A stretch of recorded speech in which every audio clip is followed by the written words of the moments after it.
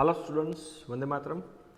Welcome to all of you in this session number 3 of chapter number 16, digestion and absorption. Up to the previous session, human digestive system के अंदर जितने भी number of organs है, क्या क्या structures है, वो हमने डिस्कस किया था. Next one is the histological structure of the wall of alimentary canal. Mouth से लेकर के up to the anus, alimentary canal का जो वॉल है, वो वॉल की हिस्टोलॉजिकल स्ट्रक्चर हमें ये सेशन के अंदर डिस्कस करना है. कितने कितने लेयर्स से बना है, हर एक लेयर्स के पास कौन कौन से सेल्स है, क्या क्या फंक्शंस है, वो हमें ये सेशन के अंदर डिस्कस करना है. So wall of alimentary canal from oesophagus to the rectum. तो ओसोफेगस से लेकर के रेक्टम तक एलिमेंट्री कैनाल का जो वॉल है वो अलग अलग 4 लेयर से बना होता है. तो वो 4 लेयर की बात करो तो आउटर से इनर, आउटर टू इनर अगर अरेंजमेंट ले लो तो सबसे पहला लेयर होगा सिरोसा, नंबर 2 मस्कुलरिस, नंबर 3 सब म्यूकोजा एंड नंबर 4 म्यूकोजा. ये 4 अलग अलग टाइप के लेयर्स ओसोफेगस से लेकर के रेक्टम तक एलिमेंट्री कैनाल की वॉल के अंदर आपको दिखेंगे. First, second, third and fourth, और सबसे सेंटर में दिखेगा ल्यूमेन या तो cavity.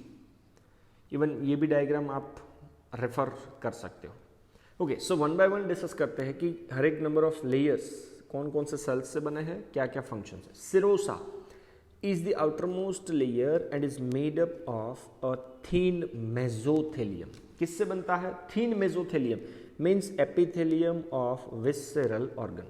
Visceral means internally located.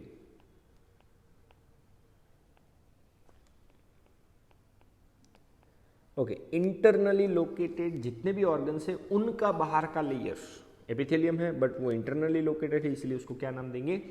Mesothelium with some connective tissue. So serosa is the outermost layer made up of thin mesothelium with some connective tissue. So सबसे बाहर का layer आप देख सकते हो, ये रहा serosa. Okay, then after layer number 2 muscularis, second layer है, which is formed by smooth muscles. involuntary muscles है, plain है, unstripped muscle है, unstreated muscles होंगे, visceral muscles होंगे. तो muscularis layer is formed by smooth muscle. Usually both are arranged within a 2 layer. inner जो layer होंगे वो circular होंगे and outer जो layer होंगे वो कुछ slightly इस तरह से longitudinal way में arrange होंगे. तो आप डायग्राम के अंदर देख सकते हो कि बाहर और अंदर 2 अलग अलग टाइप के लेयर्स है, इनर सर्कुलर, आउटर लॉन्गिट्यूडिनल, और ये दोनों लेयर मिलजुल के सेकेंड लेयर बनाता है मस्कुलरिस. चलो, ये फर्स्ट है सिरोसा, दूसरा मस्कुलरिस. मस्कुलरिस के अंदर 2 अरेंजमेंट हो गए, inner circular and outer longitudinal. Even sometimes oblique muscles layer may be present in some region. कि भाई ओसोफेगस से लेकर के एनस तक के कुछ कुछ रीजन्स के अंदर मस्कुलरिस में ऑब्लिक मसल्स का लेयर भी कभी कभार दिखेगा. Oblique muscle layer. ओके, आप इवन ये डायग्राम के अंदर भी आपको ये फर्स्ट लेयर दिख रहा है सिरोसा. नंबर 2 मस्कुलरिस, पर मस्कुलरिस का ये लॉन्गिट्यूडिनल जो आउटर लोकेटेड है, ये सर्कुलर जो इनर साइड पे आपको दिखाया. ओके, देन लेयर नंबर 3, जो लेयर का नाम है सब म्यूकोजल लेयर. किससे बनेगा? Is formed of loose connective tissues. Listen, loose connective tissues का मतलब है जितने भी कंपोनेंट हैं वो टिश्यूज के अंदर एकदम एक दूसरे से लूजली अरेंज होंगे, मतलब उनके बीच का गैप बहुत ज़्यादा होगा. तो ये लूज कनेक्टिव टिश्यूज के कंपोनेंट की बात करो तो नर्व्स होंगी, blood as well as lymph vessel. तो ब्लड वेसल्स होंगी, नर्व्स होंगे as well as lymph vessels की अवेलेबिलिटी होगी। ओके, लेयर नंबर 3 सब म्यूकोजा। तो वैसे भी अगर आप डायग्राम देखो, सब म्यूकोजा के पास स्पेस ज़्यादा है, तो जितनी स्पेस ज़्यादा होगी उतना उसका अरेंजमेंट एकदम लूज होगा। तो ये रहा लेयर नंबर 3 सब म्यूकोजा। तो सब म्यूकोजा के अंदर नर्व्स, ब्लड वेसल्स या तो लिम्फ वेसल्स जो है उनका अरेंजमेंट एकदम लूज होगा, क्योंकि वो लेयर किससे बना हुआ है? Submucosal layer is made up of loose connective tissues.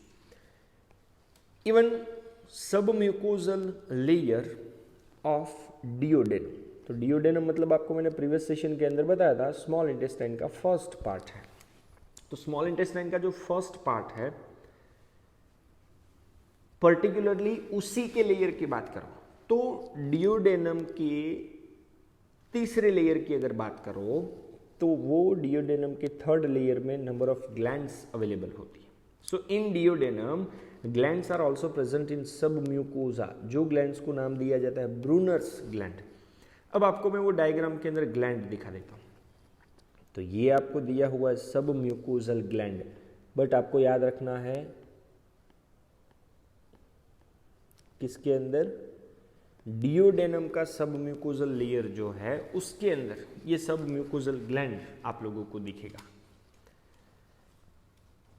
Okay, and layer number 4, the innermost layer lining the lumen of alimentary canal and which is the mucosa. तो सबसे लास्ट वाला लेयर जो चौथा layer है वो कौन सा layer है? म्यूकोजा। ये आपको दिख रहा है layer number 4 and this one is the mucosa. Even ये डायग्राम के अंदर भी देख सकते हो। तो ल्यूमेन की जो लाइनिंग क्रिएट कर रहा है वो लेयर का नाम है mucosa.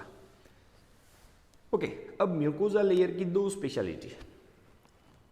This layer forms, speciality number 1, it create a irregular fold in the stomach. तो स्टमक का जो चौथा लेयर है, it create a irregular folding, जो फोल्डिंग का नाम है र्यूगी, as well as small finger like folding is called as a villi in the small intestine। तो स्टमक का चौथा लेयर है, उसके पास irregular folding होगा जिसका नाम है र्यूगी, एंड स्मॉल इंटेस्टाइन का जो फोर्थ लेयर है, small finger like folding is called as a villi. Okay, ये दोनों स्ट्रक्चर डायग्राम के अंदर डिस्कस कर लेते हैं। तो डायग्राम के अंदर आप लोग देख सकते हो कि ये फिंगर लाइक प्रोजेक्शंस दिख रहा है आपको विली, पर वो कहाँ पे आपको देखना है? Fourth layer of small intestine. और फोर्थ लेयर ऑफ स्टमक की अगर आप बात करो तो उसके अंदर भी इरेगुलर फोल्डिंग जो आपको दिखेगा उसे बोला जाता है र्यूगी। ओके, नाउ ये स्मॉल इंटेस्टाइन का एक सेक्शन दिया हुआ है और उसी के अंदर म्यूकोजा का स्पेशल जो फोल्डिंग है विली, वो भी आपको दिख रहा है। तो ये जो ग्रीन कलर का पार्ट है, वो ग्रीन कलर का पार्ट जो इरेगुलर फोल्डिंग वाला है उसे बोला जाता है विली, जो म्यूकोजा के अंदर दिखेगा। पर म्यूकोजा भी कौन से ऑर्गन का? अगर स्मॉल इंटेस्टाइन का है तो। Okay, cells lining the villi produce a numerous microscopic projections. तो जो भी सेल्स के पास विली है वो villi numerous microscopic projections generate करते हैं जिसका नाम है माइक्रोविली, जिसके पास ब्रश बॉर्डर अपीयरेंस होगा। ऐसे ब्रश बॉर्डर की तरह वो अरेंज होगा। अब आपको पता है कि विली का काम है फूड को मैक्सिमम एब्जॉर्ब करना। तो ऐसा ब्रश बॉर्डर अगर अपीयरेंस है तो ये मॉडिफिकेशन का काम क्या है? This modification increase the surface area enormously for the absorption of digested food. तो डाइजेस्ट किए हुए फूड को मैक्सिमम वे में एब्जॉर्ब करने के लिए ये माइक्रोविली जैसे मॉडिफिकेशंस का यूटिलाइजेशन हम लोग कर सकते हैं। ओके, इवन आपको पता है कि भाई चलो विली डाइजेस्टेड फूड को किसे सप्लाई करेगा? तो विली डाइजेस्टेड फूड को सप्लाई कर देता है ब्लड और लिम्फ वेसल क्योंकि यही तो वेसल्स है जो डाइजेस्टेड फूड को बॉडी के अलग अलग ऑर्गन्स तक लेकर के जाएगी। तो इसमें आपको एक दिख रहा है artery, number 2 is the when and number 3 is the capillaries. तो विली के आजू बाजू में ये नेटवर्क ऑफ ब्लड कैपिलरीज के पीछे का रीजन है। तो विली का काम है जितना भी फूड मटेरियल, जो डाइजेस्टेड फूड मटेरियल एब्जॉर्ब हुआ है, किसको ट्रांसफर करना, नेटवर्क ऑफ कैपिलरीज को। तो capillaries, arteries as well as veins. Even villi के पास नेटवर्क ऑफ कैपिलरी के साथ साथ एक लार्ज लिम्फ वेसल होता है, जो लिम्फ वेसल का नाम है लैक्टियल, सबसे बड़ा lymph vessel, and this lymph vessel is considered as a lacteal. तो इसके अंदर आपको ग्रीन कलर का जो बड़ा सा पार्ट दिख रहा है वो है लैक्टियल। लिसन, ये लैक्टियल की स्पेशलिटी क्या है? तो भाई डाइजेस्टेड फूड में जो भी fat, in short fatty acid और ग्लिसरॉल वाले कंपोनेंट्स होते हैं वो पहले लैक्टियल को दिए जाते हैं, देन आफ्टर लैक्टियल ये किसको देता है? ब्लड वेसल्स को। ओके, इवन फोर्थ लेयर मतलब mucosal epithelium has a goblet cell which secrete mucus that help in the lubrication. अब जनरली म्यूकोजल एपिथेलियम चौथा लेयर जो है उनके पास स्पेशलाइज्ड टाइप्स ऑफ सेल्स होंगे जिसका नाम है गोबलेट सेल। क्या सिक्रेट करेंगे? म्यूकस, जो लुब्रिकेशन का काम करता है, मतलब फ्रिक्शन को वो रिड्यूस करेगा। इवन स्टमक का फोर्थ लेयर ले लो, mucosa also forms a gland in stomach जिसका नाम है गैस्ट्रिक ग्लैंड। तो स्टमक का लेयर नंबर 4, तो स्टमक के फोर्थ लेयर के अंदर ये आपको दिख रहा है म्यूकोजल ग्लैंड, जो म्यूकोजल ग्लैंड को हम लोग क्या नाम दे सकते हैं? Gastric gland. जो गैस्ट्रिक ग्लैंड आपको पता है गैस्ट्रिक जूस का जरूरत पड़ने पे सिक्रीशन करेगा।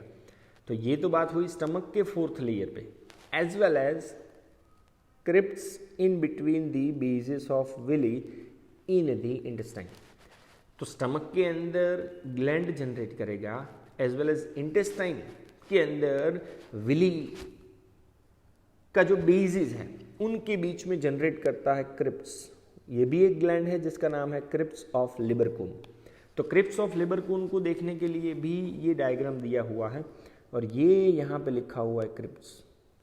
तो ये विली के बीच का जो बेसिक वाला पोर्शन है, जो बेजल पोर्शन है, वहाँ पे ये फोर्थ लेयर स्मॉल इंटेस्टाइन के अंदर क्रिप्ट्स का जनरेशन करेगा, जिसको कभी कभार क्रिप्ट्स ऑफ लिबरकून के नाम से भी कंसिडर किया जाता है। So all the 4 layers show a modification in different parts of the alimentary canal. अब oesophagus, stomach, small intestine, large intestine, rectum, सभी के अंदर ये चारों लेयर में थोड़ा थोड़ा मॉडिफिकेशंस होगा according to their functions within the particular organs.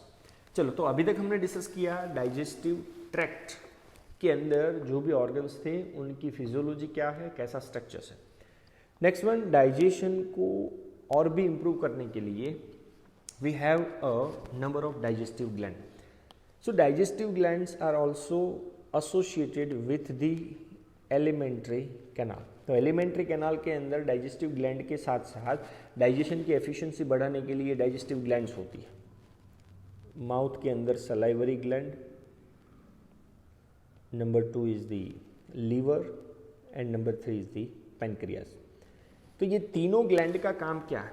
Listen, ये तीनों ग्लैंड के अंदर कभी भी फूड मटेरियल एंटर नहीं करेगा, बट इन तीनों ग्लैंड से जो भी मिक्सचर या तो इन तीनों ग्लैंड का जो भी सिक्रीशन है वो फूड के साथ ऐड होगा और वो डाइजेशन को बेटर वे में कंप्लीट करने की ट्राई करेगा।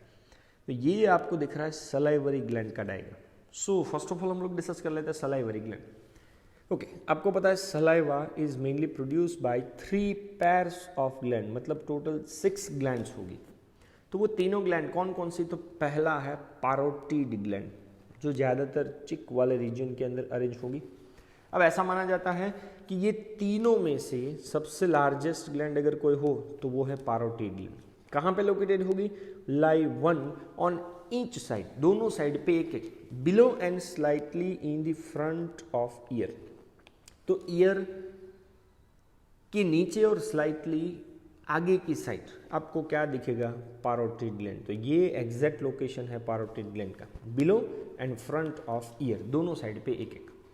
Okay, gland number 2 is the सब मैक्सिलरी, या तो उसे बोल सकते हैं सब मैंडिबुलर ग्लैंड, लोकेशन है लोअर जो। तो एग्जैक्टली बोलो तो lie on each side beneath the जो बोन, जो बोन के दोनों साइड पे एक एक ग्लैंड होगी। तो ये एग्जैक्ट लोकेशन है सब मैंडिबुलर या तो सब मैक्सिलरी ग्लैंड का। And number 3 is the sublingual gland located below the tongue, tongue के नीचे, और we can say that beneath the tongue. तो टंग के नीचे फ्रेनुलम के दोनों साइड पे एक एक ग्लैंड होगी जिसे नाम दिया जाता है सब मैंडिब्यूलर, सॉरी सब लिंगुअल ग्लैंड, जो टंग के नीचे दोनों साइड पे एक एक, इन शॉर्ट फ्रेनुलम के दोनों साइड पे एक एक ग्लैंड जो लोकेटेड है वो है sublingual gland. Okay, this glands are just situated outside the buccal cavity. वैसे बकल कैविटी के बाहर है ये ग्लैंड, काम क्या है, secrete the salivary juice, saliva उसके अंदर होगा, कहाँ पे सिक्रीट करेगा, इनटू दी बकल कैविटी। अब कोई भी सलाइवरी ग्लैंड्स की बात करो, so each and every salivary glands is composed of sac like alveoli, छोटे छोटे ऐसे पोर्शंस होंगे और ये छोटे छोटे पोर्शंस स्मॉलर लोब्यूल्स का फॉर्मेशन करेंगे। अब ये हर एक एल्वियोलस से एक छोटी छोटी डक्ट निकलती होगी, सभी डक्ट एक दूसरे के साथ यूनाइट होकर के एक लार्जर डक्ट जनरेट करेगा, और ये लार्जर डक्ट का काम है which convey the secretion is poured into the mouth. अब आपको बता दूं मैं, सलाइवरी ग्लैंड एक एक्सोक्राइन ग्लैंड है, क्यों, क्योंकि वो ग्लैंड के पास खुद की डक्ट अवेलेबल है, और ये डक्ट के थ्रू वो अपना जो भी सिक्रीशन है, मतलब सलाइवरी जूस है, वो कहाँ पे पोर करेगा, up to the mouth. Clear? So this all are related with the histological structure of wall of alimentary canal as well as digestive gland के अंदर salivary gland। Thank you very much। जय हिंद।